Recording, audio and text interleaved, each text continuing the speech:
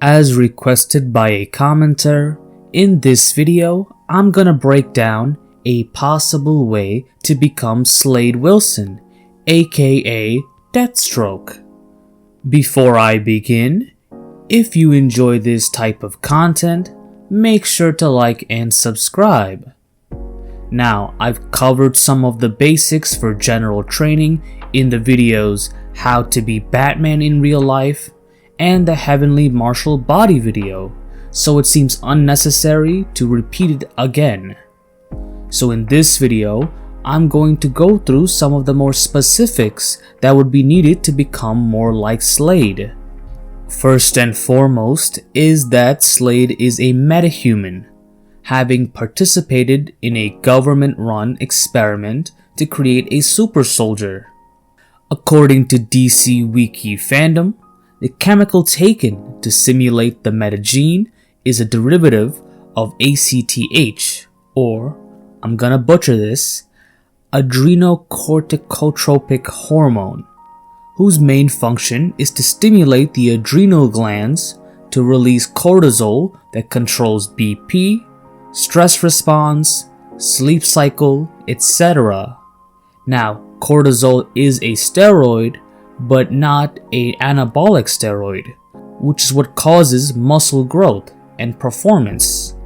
And as far as I know, most, if not all, PEDs, performance-enhancing drugs, that exist in real life will not make you a metahuman like Slade. If you were to hypothetically begin taking any PEDs, it should be under the guide of a licensed medical practitioner, well versed in the subject matter. However, I am not endorsing them in this video. There are items that you could buy for a reasonable price and are generally safe for most people to consume, which are supplements. I do want to be clear that supplements are not regulated the same way as medicine, as the FDA classifies it as a food product. From their own website, it says, unlike drugs that must be proven safe and effective for their intended use before marketing, there are no provisions in the law for the FDA to approve dietary supplements for safety before they reach the consumer, though they do inspect the facilities, any new ingredients, and possible complaints. What this means is that you should go for brands that have had independent studies done on the supplements you are buying, or at the very least are well known. Some supplements to get include protein powder to maintain your daily protein needs, which can be over the normal amount for a sedentary human if you were to follow a training program. Next is creatine monohydrate, which has shown to generally have a positive effect on athletic performance. And last is pre-workout for a boost in energy during your workouts. Unlike the previous two, these products have multiple ingredients, so an issue could be that the products are underdosed. One great example of this is if they have a proprietary blend, which does not indicate how much of each ingredient is inside. Now, there are other supplements you could take, not just for athletic performance, but also for stress relief, sleep, recovery, which are all extremely important, but you should research them before purchasing. The next aspect is his military career, which no doubt has transitioned him into his career as an assassin and given him opportunities to develop numerous skills that aren't like super strength or super speed or resurrection, but more like acrobatics, hunting, investigations, etc. It is unnecessary to join a military branch just for this video, but it is important to have a similar experience to better hone your skills to their highest potential. The idea is to learn and become comfortable with a lot of the skills Deathstroke uses and then pressure test them. You can try and mimic this by going to a boot camp that imitates basic training or SEAL training like SEAL Fit. However, if it's too expensive or just not available in your area, then another approach is to build certain habits that would be similar and give you a lot of the benefits needed. 1. Waking up very early every single day, and this can be especially helpful if during the beginning periods you are tired and have to go throughout the day groggy and possibly fatigued. While a bad thing in the long term for your health, short instances can force you to overcome how tired you are. 2. Exposing oneself to the elements. This means ice baths, cold showers, less layers in very cold temperatures to become more resilient, and possibly using the Wim Hof method to better regulate said experience. Similarly, exposing oneself to high heat, dryness for hotter environments, holding one's breath for extended periods of time underwater, and really anything you can think of that isn't necessarily dangerous, but more so very difficult for you to do. However, it should be done with proper research for your own safety. 3. Constant awareness of one's surroundings.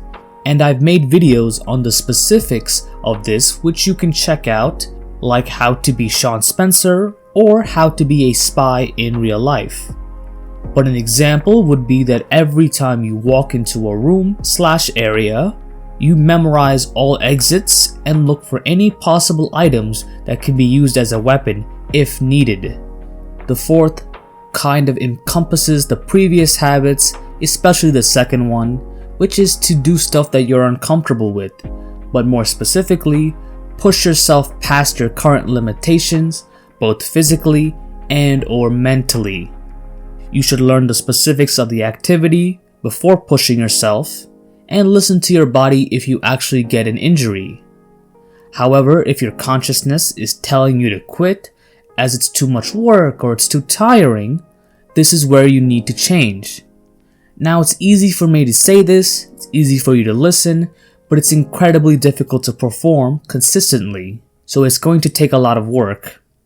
And you want to use that 4th habit especially for his other skills, such as tactical analysis, which is short-term analysis/actions of battles, encounters, engagements with a small unit in terms of warfare.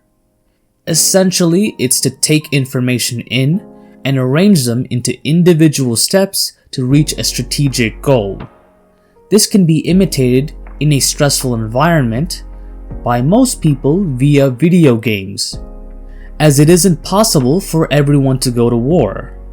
FPS games and RTS games, especially multiplayers for the first one, can be useful in improving decision making and cognitive flexibility.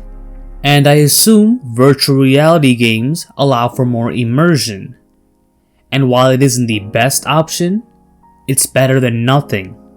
Next is martial arts, and the video What Martial Arts Batman Would Use can give you more details for hand-to-hand combat.